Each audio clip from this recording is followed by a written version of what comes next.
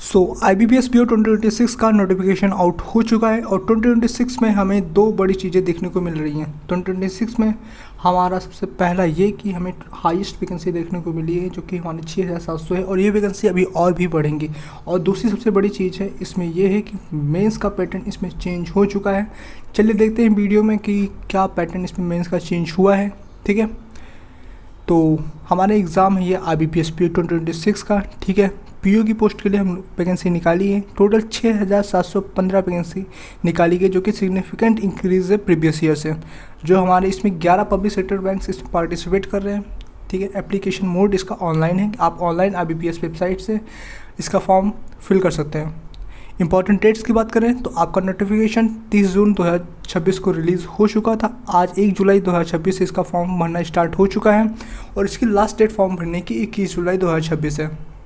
और इसका prelims examination date आपकी 22 अगस्त और 23 अगस्त को रहेगी और मेंस एग्ज़ाम इसका 4 अक्टूबर को हो जाएगा। और इंटरव्यू फाइनल अलॉटमेंट इंटरव्यू आपका नवंबर दिसंबर में हो जाएगा और आपका फाइनल अलॉटमेंट जो आपकी फाइनल आपको पता चल जाएगा जॉब लगी या नहीं लगी वो आपको जनवरी 2027 में पता लग जाएगा।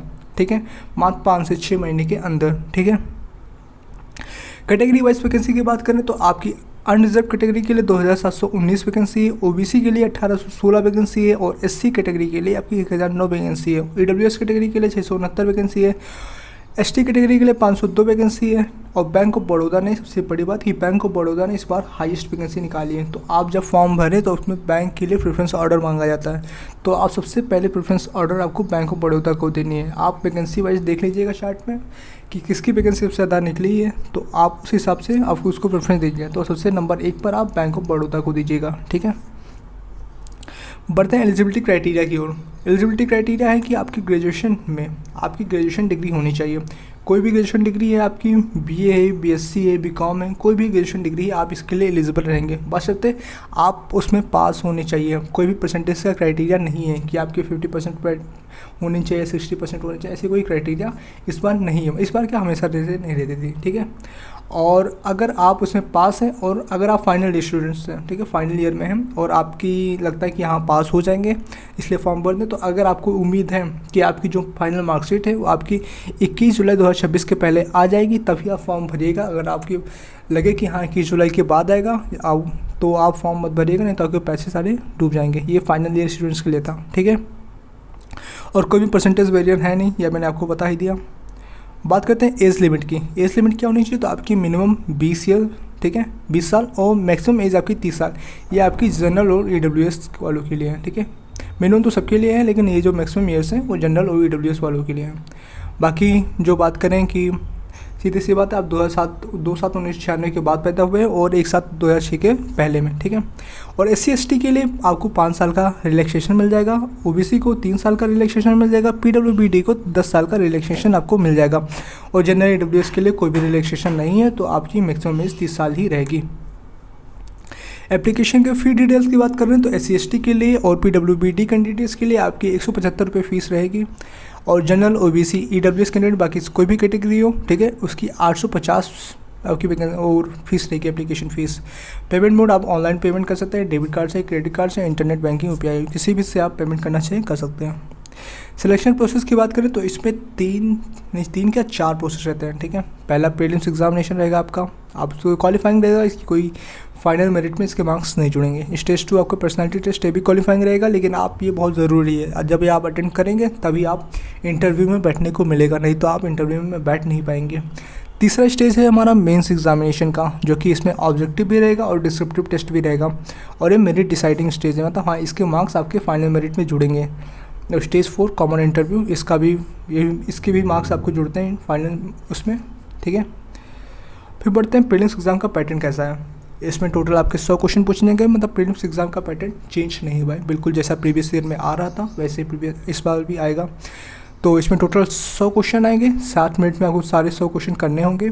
20 मिनट की सेशनल टाइमिंग होती है, 3 सब्जेक्ट आते हैं तो 20-20-20 60 मिनट हो जाएंगे आपके। नेगेटिव मार्किंग इसमें 0.25 मार्क्स की रहेगी। ठीक है, और आप क्वेश्चन सही करने पर 1 मार्क्स मिलेगा और नेगेटिव मार्किंग 0.25 रहेगी। और इंग्लिश लैंग्वेज की बात करें तो इसमें नहीं ऐसा नहीं है, 1+1 नहीं होगा, किसी में 2 भी होता है, क्योंकि ये रीजनिंग एबिलिटी 40 मार्क्स का है। ठीक है, इंग्लिश लैंग्वेज आपके 30 क्वेश्चन आएंगे 30 मार्क्स के और 20 मिनट में आपको सॉल्व करना रहेगा। और इंग्लिश लैंग्वेज है तो इसकी मीडियम केवल इंग्लिश में ही रहेगी। क्वांट की बात करें तो इसमें 35 क्वेश्चन रहेंगे, लेकिन 30 मार्क्स के रहेंगे और 20 मिनट में आपको सॉल्व करना रहेगा।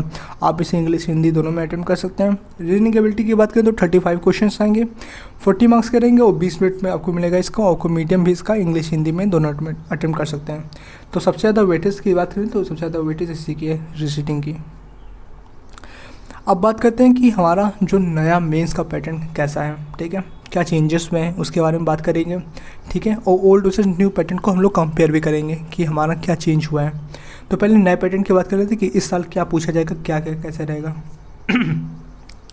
तो जो टोटल ऑब्जेक्टिव क्वेश्चन रहेगा वो हमारा 170 रहेगा, ठीक है, जो कि पहले हमारा 145 क्वेश्चन रहते थे। टोटल मार्क्स हो जाएगा 200, जो कि पहले हमें हमारा 200 ही था, बस हमारा क्वेश्चन नंबर ऑफ क्वेश्चन बढ़ा दिया है। टोटल टाइम हमारा 160 मिनट्स ही मिलेगा हमारा, ठीक है। रीजनिंग एबिलिटी में 40 क्वेश्चन 60 मार्क्स करेंगे और 45 मिनट्स आपको टोटल मिलेगा इसको सॉल्व करने के लिए। जनरल इकोनॉमी बैंकिंग अवेयरनेस को 50 क्वेश्चन 60 मार्क्स करेंगे और 35 मिनट्स मिलेंगे आपको। और इसका वेटेज सबसे ज़्यादा बड़ा है, ठीक है। जनरल का वेटेज का इसका बड़ा है और इंग्लिश का वेटेज उन्होंने घटा दिया है, इन्होंने यही चेंज किया है कुछ।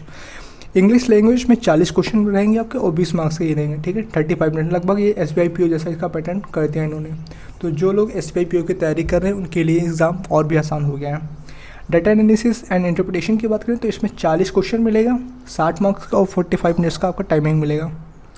अब बात करते हैं इसमें मेंस, वो तो हो गया ऑब्जेक्टिव टेस्ट। उसमें मेंस में होगा आपके ऑब्जेक्टिव टेस्ट जब आप कंप्लीट कर लेंगे उसके बाद आपका होगा डिस्क्रिप्टिव टेस्ट। तो ये डिस्क्रिप्टिव टेस्ट आपके 2 क्वेश्चन आएगा, एक लेटर राइटिंग आएगा और एक एसे आएगा। टोटल 25 मार्क्स के रहेंगे और तो टाइम एलोटेड आपका 30 मिनट में आपको करना रहेगा, ठीक है। आपको टाइप करना है, कीबोर्ड से टाइप करना है, इंग्लिश में टाइप करना रहता है।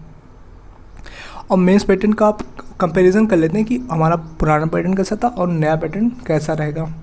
पहले इंक्रीज फ्रॉम 145, पहले हमारे 145 क्वेश्चन आते थे ओल्ड पैटर्न में, लेकिन अब हमारे 170 क्वेश्चन आएंगे न्यू पैटर्न में, ठीक है। जनरल बैंकिंग अवेयरनेस, पहले हमारे इसमें 40 क्वेश्चन आते थे 40 मार्क्स के, लेकिन अब आएंगे हमारे 50 क्वेश्चन आएंगे 60 मार्क्स के आएंगे, मतलब 10 क्वेश्चन बढ़े और 10 क्वेश्चन और 20 मार्क्स बढ़ गए, okay.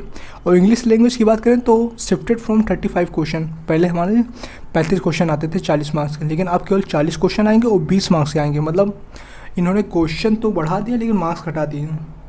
Wow. Higher question count but half weightage, okay.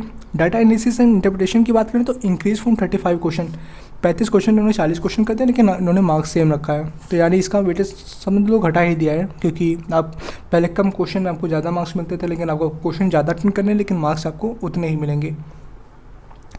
Salary की बात कर लेते हैं, जो हमारी सबसे बड़ा मोटिवेशन फैक्टर है कि हमारा QS एग्ज़ाम क्लियर करें। तो इसकी सैलरी बेसिक पे इनिशियल ही 48,000 से स्टार्ट हो गया, 48,480 से। इसकी ग्रॉस सैलरी लगभग 74,000 से 76,000 पर मतलब रहेगा। जैसे आपकी सिटी पर डिपेंड करेगा कि आपकी सिटी कौन सी है। बाकी अलावेंसेस मिलेंगे, DA, हाउस रेंट अलावेंसेस, ये सब मिलाकर ही हो जाएगा। आपकी सारे अलावेंसेस मिला दो तो लगभग 1 लाख प्लस तो हो ही जाता है। किसी एक सिटी में रहते हैं, जैसे मुंबई बेंगलोर जैसी सिटी में रहते हैं, तो आपकी HRA मिलाकर आपका 1 लाख प्लस हो जाएगा आराम से। तो ये रहा आपके लिए पूरा डिटेल ओवरव्यू। अगर आपको वीडियो पसंद आया हो तो आप चैनल को सब्सक्राइब कर लीजिएगा, ठीक है। और ये डिटेल PDF मैं अपने टेलीग्राम चैनल पर अपलोड कर दूंगा। मेरे टेलीग्राम चैनल का लिंक आपको मेरे डिस्क्रिप्शन बॉक्स में मिल जाएगा, आप वहाँ से मेरे टेलीग्राम चैनल को ज्वाइन कर सकते हैं। तब तक के लिए मिलते हैं आपको नेक्स्ट वीडियो में, तब तक के लिए ओके।